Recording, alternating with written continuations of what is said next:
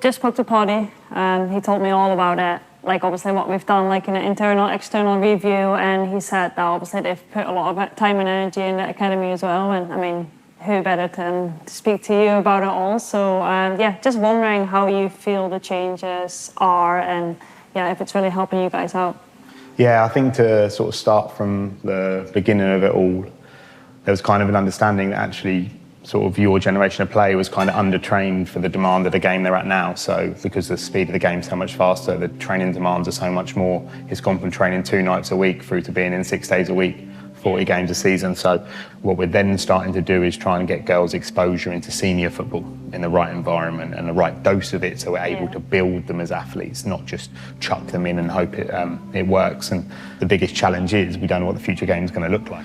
What we have to do is look at games, Champions League semi-finals, World Cup finals, Champions League finals, the big clubs in the WSL playing, to see what the demands are of the game. And if we start with that as the utopia, we can scale back down to the right age group and see what the players need to do, sort of below that really.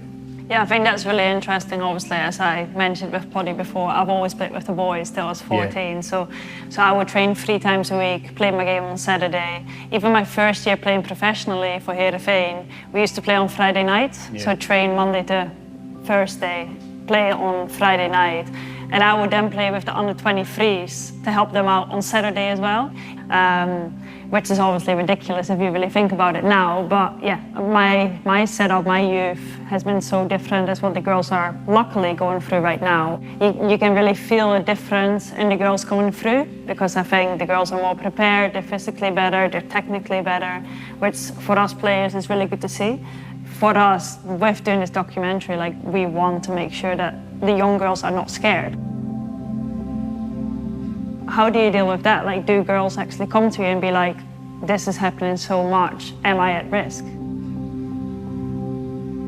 I think at the age of 13, they're perhaps maybe not fully aware of the injury risks that there are, and I think our job is to holistically develop these people to be understanding of their body, understand their menstrual cycle, understand their physical capabilities, understand how to develop them, how diet affects different foods at different times and things like that. And I think that's what we have to do.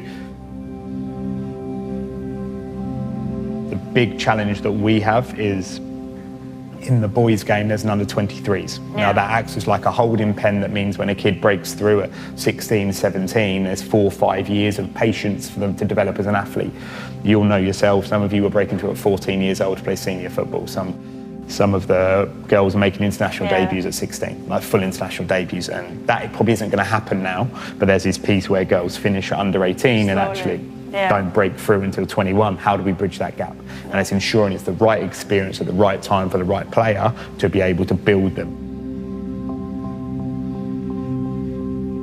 As you say, I was 16 when I first got called up, and I was still in school. Like, I was with grown-up women, and I was like, what am I meant to do right now? But also very special to me, not complaining. But yeah, it's different times, and I think obviously, hopefully we get to the place that we are going to have the same setup as the boys' academy. Like, we don't need to copy the boys' academy, because we are different, we're built different, we have different needs, but obviously we do hope that we get to the point that it's going to be full-time. Kids are gonna be able to combine school, which I think is really important, with football. The responsibility lays within us right now. Like, if we do our ACL, I think we need to be open about it. I think we need to be speaking about it, because I think we can only then make sure that the next generation does understand, obviously, that it might be a possibility you get injured, but also you will get through it to then come back. Yeah. We can then help the younger generation with them going through it. There's so much we've spoken about, and I think it's exciting to see how many changes are being made within women's football right now, not just at Arsenal in general. I'm very proud of all of us.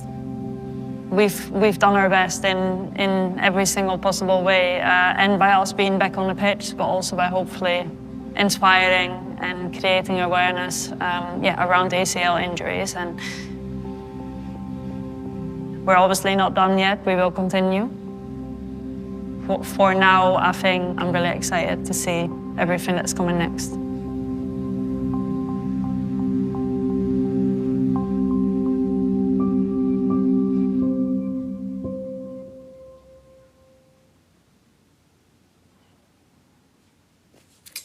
So, we're both back playing from our ACL. Been a long road to recovery. Had the chance to score a couple of goals today, which is amazing. Really nice to get my first goal since coming back in over a year. And during my ACL rehab, Viv did promise to get me a puppy. Not sure why, but yeah, obviously I messed that up because I done my ACL right after yours. You did. So we had to wait till we were a little bit more mobile, but everybody meet Miley. She's a bit sleepy. Oh, yeah, you're going to fall to sleep. I'm gonna bark. Normally she's wilder than this, but she's a bit sleepy now. Aye, kiss, kiss. Mwah. So yeah, we've now got a little baby Miedema. Miley Miedema, aren't we? And Viv loves her, so... I do indeed. She's not complaining, she's not regretting that decision anyway. Bye-bye. Yeah, bye.